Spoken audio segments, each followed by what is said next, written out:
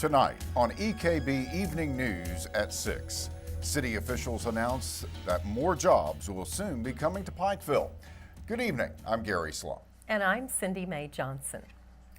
By all accounts, the city of Pikeville hit a real home run last year when they announced that Alltech was coming to the industrial site at Marion's Branch.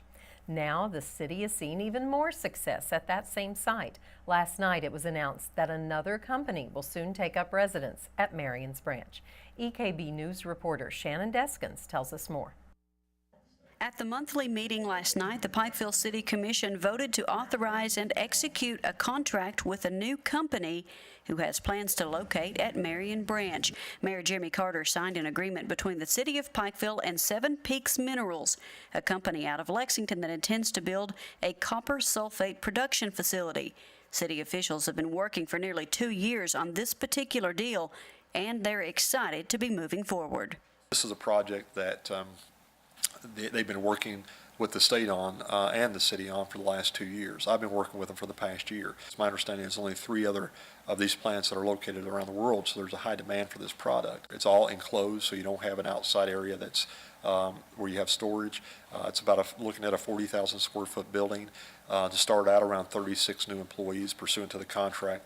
Those will be full-time employees, laboratory and general labor, both. Blackbird says he hopes the announcement of the new industry moving into Pikeville and Pike County will eventually lead to new jobs for out-of-work coal miners. We're seeing now the fruits of our labor, which is what we're after, and that's new job growth in Pike County. Good blue-collar jobs that are able to help people put food on their table. And in the time that we're experiencing right now and throughout all of Eastern Kentucky with the war on coal and the loss of coal jobs, this is a bright, shining spot on a way that we can actually bring jobs into the region instead of seeing jobs move out of the region. With the access road to the Marion Branch site nearly complete and utility work about to get underway, Blackburn said the last piece of the puzzle to be completed is the access bridge from US 23. We've acquired all the property. If you're familiar with South Mail Trail, where the Fastenal store is located there, right beside that used to be the old Colmac property.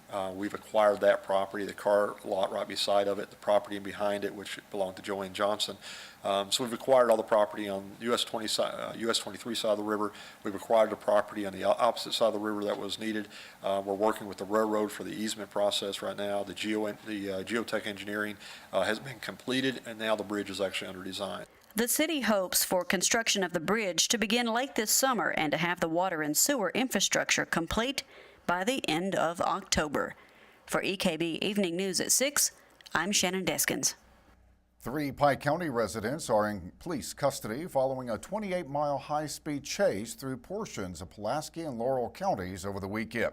The incident began Sunday at Somerset Mall, where police were called to a shoplifting report.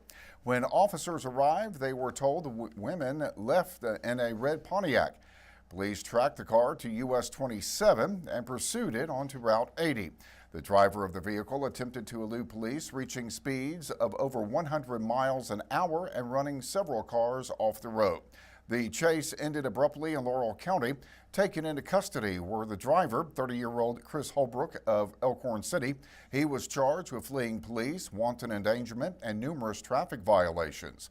Also arrested were 2 women, 46-year-old Rhonda Coleman of Raccoon and 21-year-old Ashley Muncie, who is listed a Manchester address.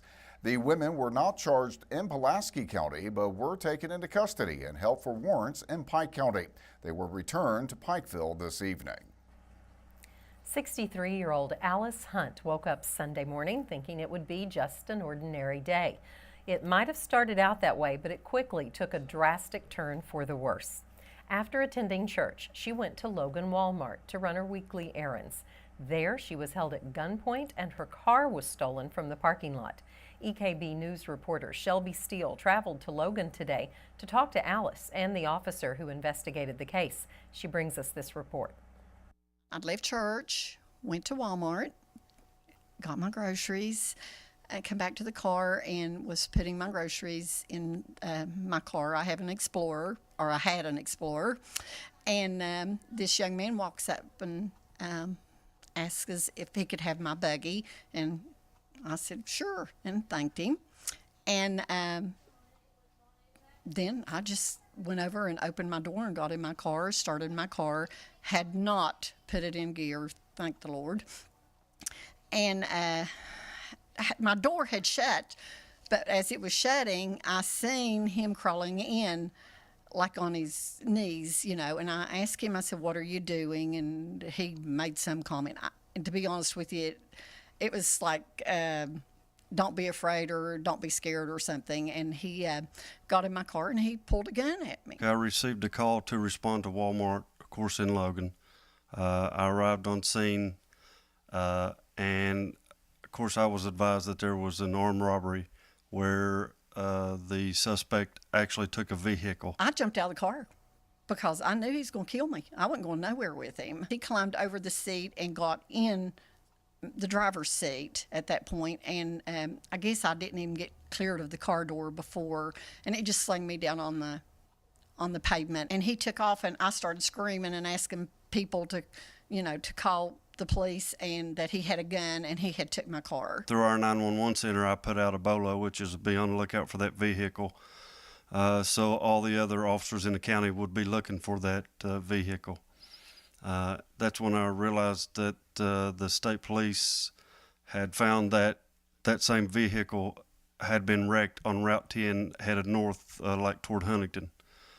And of course they had apprehended the suspect.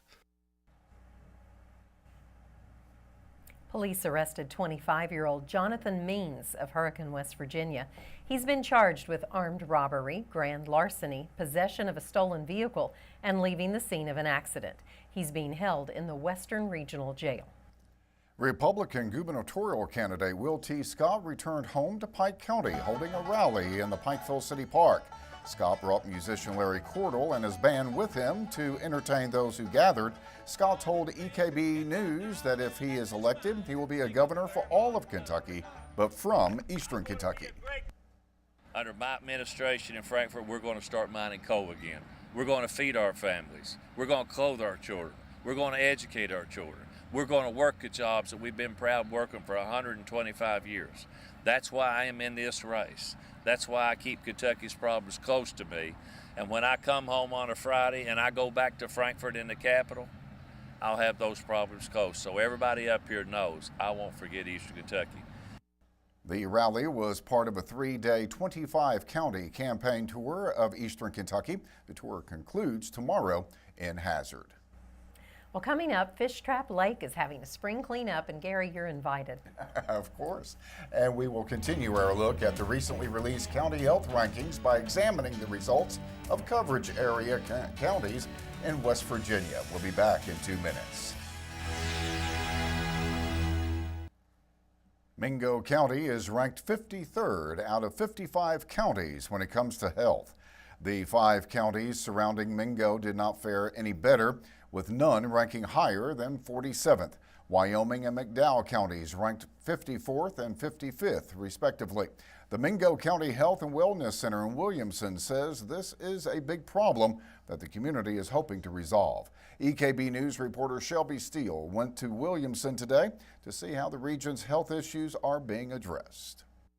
Even though Mingo County is ranked low on the West Virginia County Health Rankings, the county has improved from before along with the rest of the state. Williamson Health and Wellness Center physician Dr. Dino Beckett says even though the county is ranked 53rd out of 55 counties in each individual ranking, the county has improved. But you have to drill down into those individual categories to see how we're actually doing. And from the standpoint of overall health, we know that Mingo County is always ranked pretty poorly, particularly in the last several years. But the trend is most of those trend areas are improving. Dr. Beckett adds that the rankings are important because you can determine which areas need improvement. So the nice thing about the county health rankings is it gives you a benchmark of where you are in the state and in the nation and where to go from there. So we've been actively working on a lot of these, particularly diabetes and physical activity. The Health and Wellness Center strives to bring activities to the county in order to make residents healthier. The Diabetes Coalition is just a way, if you do have diabetes, you can come down and participate in a lot of the programs that we have. There are many activities, and you can go online and look at that website. We have the Diabetic Education Center, which is part of Williamson Memorial Hospital. That is a very wonderful resource for, you have to be referred by a physician or a mid-level provider to go to that program. But it's shown that we've dropped on average hemoglobin A1C with our participants about 2%, which is huge. For EKB Evening News at 6, I'm Shelby Still. It's the time of year for spring cleaning, and Fish Trap Lake is no exception. On Saturday, the annual cleanup will be held at the lake. Organizers are expecting over 100 volunteers for the event, but they say they will welcome more. Lake Resource Manager Rodney Holbrook says winter and spring storms have really taken a toll on the lake, making this year's cleanup more important than ever. However, he notes that while the cleanup collects a lot of waste, it isn't a lot of trash.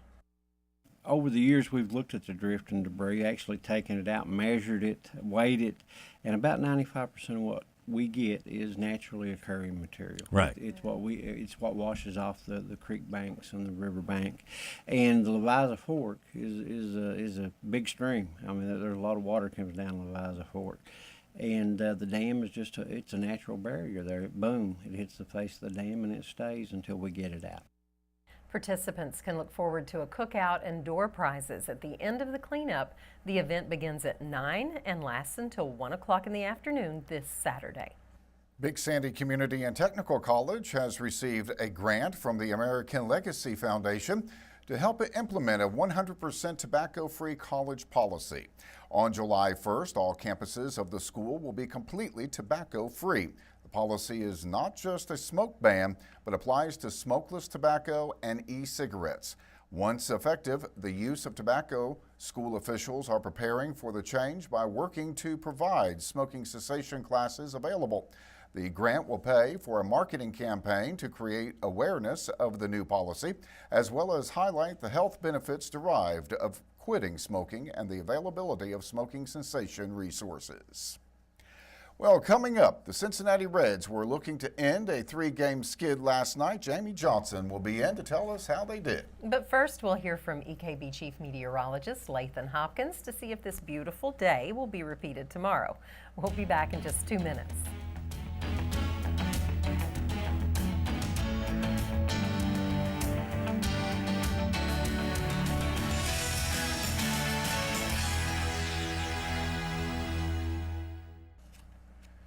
Guys, it was gorgeous today. Just beautiful. And is it going to last? Mark it down. Another nice day. 3 in a row. Sunday, Monday, Tuesday. Tomorrow is not looking half bad. We do have to introduce a chance of showers, but most of that will hold off until Thursday. Let's take a look at the Doppler radar. A very, very nice looking Doppler radar. We need some time to dry out, and that is exactly what we've had today. Well, you know what? We've been inside the studio all day long. Let's go outside.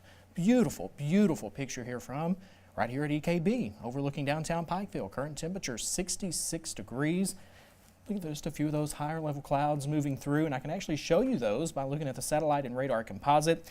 You can see some of those clouds starting to stream in from the south and from the west, moving in from Bowling Green, Nashville, even a couple of showers just off to the lower left-hand portion of your screen, but those will stay off to the south and to the west through the overnight hours tonight. It is a little bit later on tomorrow that we do have to introduce that chance of rain. I'll show you that here in just a little bit. Let's talk about temperatures. Made it into the mid and upper 60s today, still below average for this time of the year, but we're closer. The average temperature about 71.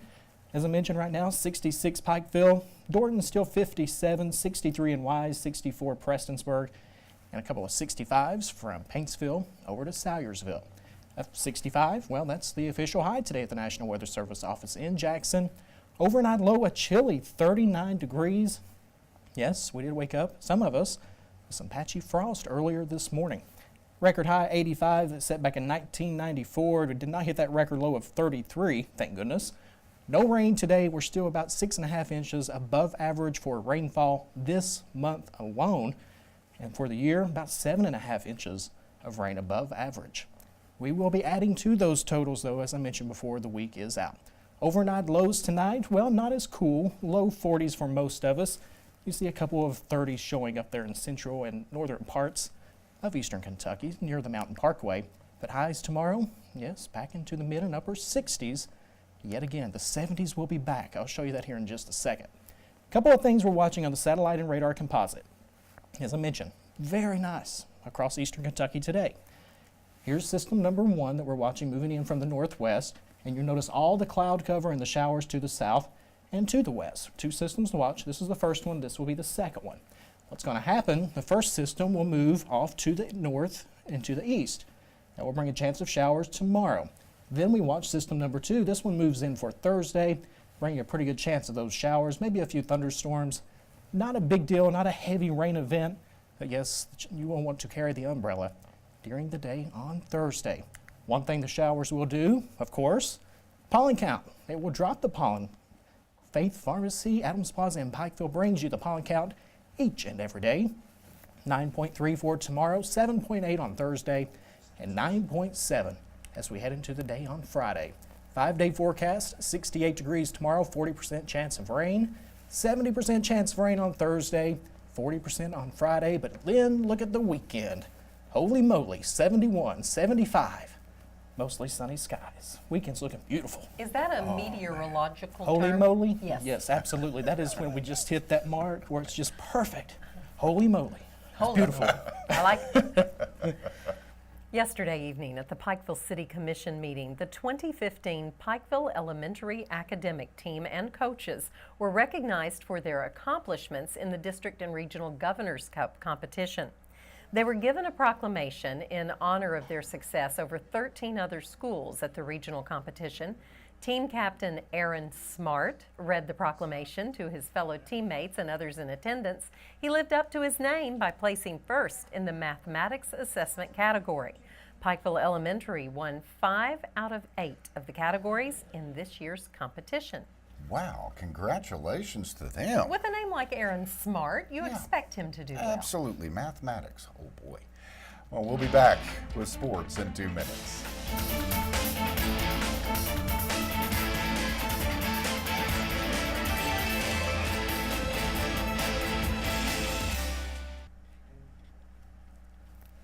Well, Coach Cal is getting some signings, possibly? Well, first time since November he signed a new player today. A lot of scrambling going on for the final few recruits that remain for the 2015 season. Coach John Calipari received a commitment today from 4-star JUCO shooting guard Michael Mulder.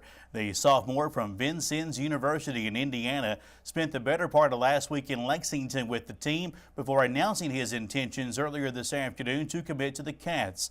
Mulder will have 2 seasons of eligibility at Kentucky, which now has 4 new players for the 2015 season, along with 9 true scholarship players remaining.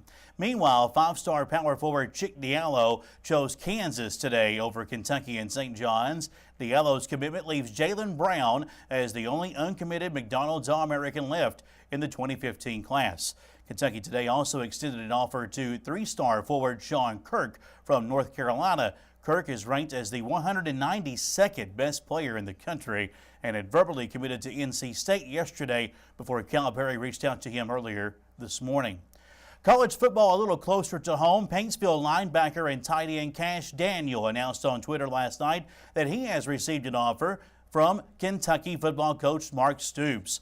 Less than 24 hours later, Louisville offered a scholarship to Daniel, a part of the class of 2016. Daniel previously received offers from Marshall, Ohio U, Ball State, Charlotte, and EKU. Decisions for all these young men. Time for some highlights. Softball action, East Ridge and the Lady Warriors hosting Pikeville will pick this up in the bottom of 5. East Ridge down by 1. Kaylee Sloan delivers a double to left field. Lady Warriors trying to rally at the reservation. Next, Sienna Stewart with the bunt beats the throw at first, and in the process advances Sloan to third. And since it worked so well, East Ridge would run it again. Delaney Gillum lays another bunt down, which leads to Sloan scoring from third, and we're tied at 1-1. Pikeville, though, would escape the inning thanks to this nice grab in center field by Savannah Nunemaker. The run and stab, and the Lady Panthers would pick up the win as well, pulling away late, winning 6-1 last night over Eastridge.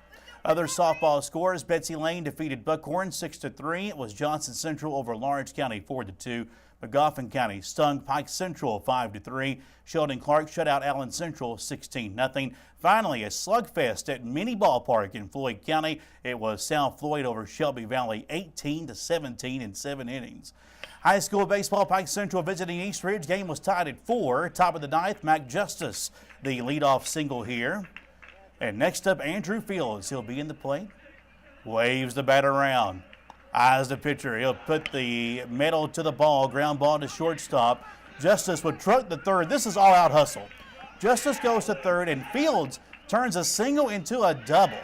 Hawks with runners in scoring position now, and senior Aaron Scott would come to the plate. It's not really dramatic, but it gets the job done. Sharp ground ball to second base, allowing Justice to score the go-ahead winning run. Pike Central picks up their second win of the season over Eastridge, 6-5, the final score.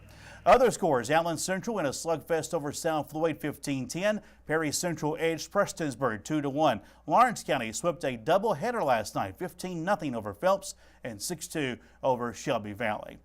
Finally, the Cincinnati Reds were looking to snap a 3-game losing streak, hosting the struggling Milwaukee Brewers.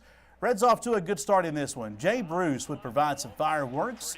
A 2-run home run. His first hit of the homestand thus far. Bruce, I got to tell you, struggling this season. He's only hitting 175. He's taking a lot of criticism. Good to see him get off to a good start last night. Now, much debate this week about pitchers hitting and injuries. Well, Reds pitcher Jason Marquis, no trouble here. Swinging the bat, delivering this bouncer over the Brewer defense. That would bring home Marlon Bird. Look at this chopper. Ramirez just missed it off the glove. And how about Marquis last night? 8 innings. He would scatter 7 hits and 2 runs. He strikes out Gerardo Parra there. Put in a nice effort. Reds would turn to Aroldis Chapman, striking out Ryan Braun to end a wild 9th inning to hold on to a 9-6 lead.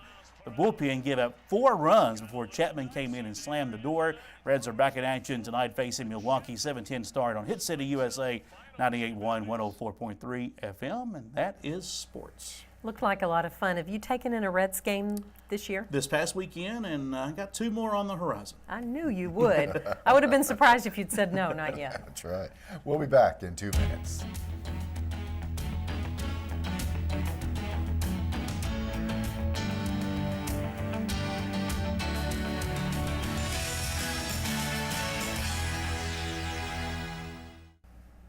Oh, beautiful day today, and tomorrow? Still not looking half bad. A 40% chance of rain. Otherwise, partly mostly cloudy skies and temperatures in the upper 60s. Best chance of rain over the next several days. That will be on Thursday. Then the weekend, beautiful. Ooh, boy, sounds good. Well, I hope you all enjoyed Ted's premiere video show last night. Tonight we go back to a standard. Yes, Mel's video rewind. Mel has her own set of music. Ted has his own set.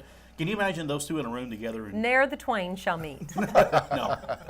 Well, that will do it for tonight's EKB Evening News. Remember, you can get more local news anytime by listening to the radio stations of East Kentucky Broadcasting. You can follow EKB News and EKB TV on Facebook and Twitter. We're going to leave you tonight with some scenery from the mountains overlooking Pikeville. Good night. Thanks for watching, everybody.